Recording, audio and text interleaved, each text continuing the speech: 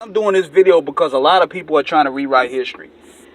And what motivated me to do this video was Charlemagne and Glasses Malone debate about who was the biggest star at the 90s between Snoop Dogg and Tupac.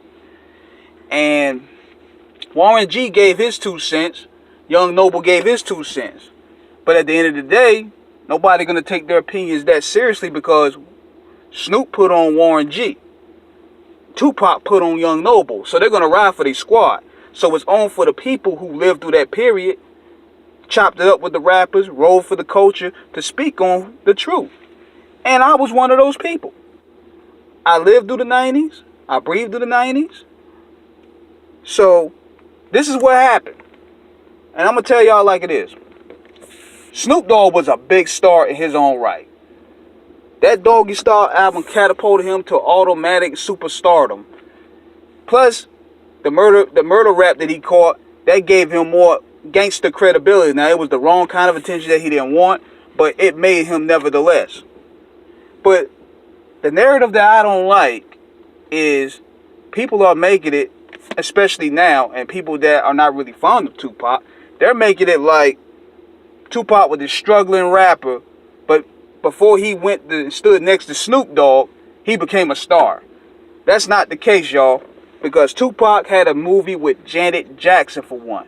Janet Jackson is one of the biggest stars in the world. Janet Jackson, that was a big deal in the 90s, and this was her first movie, so for him to be her love interest was a big deal. Then he had big records like I Get Around and Keep Your Head Up. They had heavy radio play and video play on BET. Then he had the street records coming around in 94 with Pain, Pour Out a Little Liquor, the Thug Life album.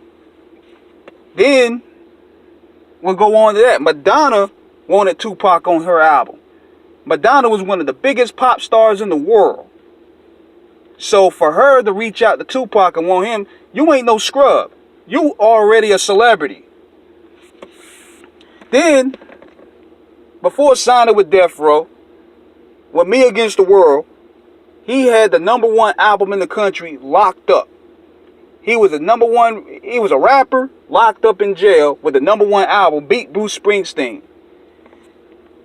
Nobody really came after that. So, this narrative that people are pushing, like, man, Tupac was like struggling. He was Ja Rule status of the 90s before he blew up and stood next to some figures that all of a sudden he became a star. No. Both Snoop and Pop were pretty much even when it comes to popularity.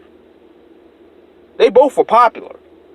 Now, if you want to talk record sales, then yeah, Snoop Dogg will have the edge because Doggy Style was a monster. It stole like, what, 5-6 million? And Tupac's Strictly For My Niggas album went, I think, platinum later on that year or the year after next. But overall stature, none of them dudes had that. None of them Death Row dudes had the Hollywood clout to get in the game like Tupac did. He brought extra exposure to them. So it was no disrespect. Both of these guys played off each other.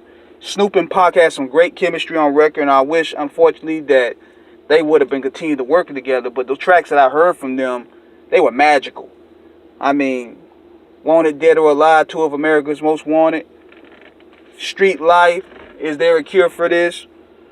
They had some great records together, man. And it's unfortunate that they wasn't able to patch things up because of Tupac's denials. But I wanted to do this video just to clarify things, because a lot of people are talking crazy. They haven't really lived through that narrative, but they're in the power position to push a certain narrative.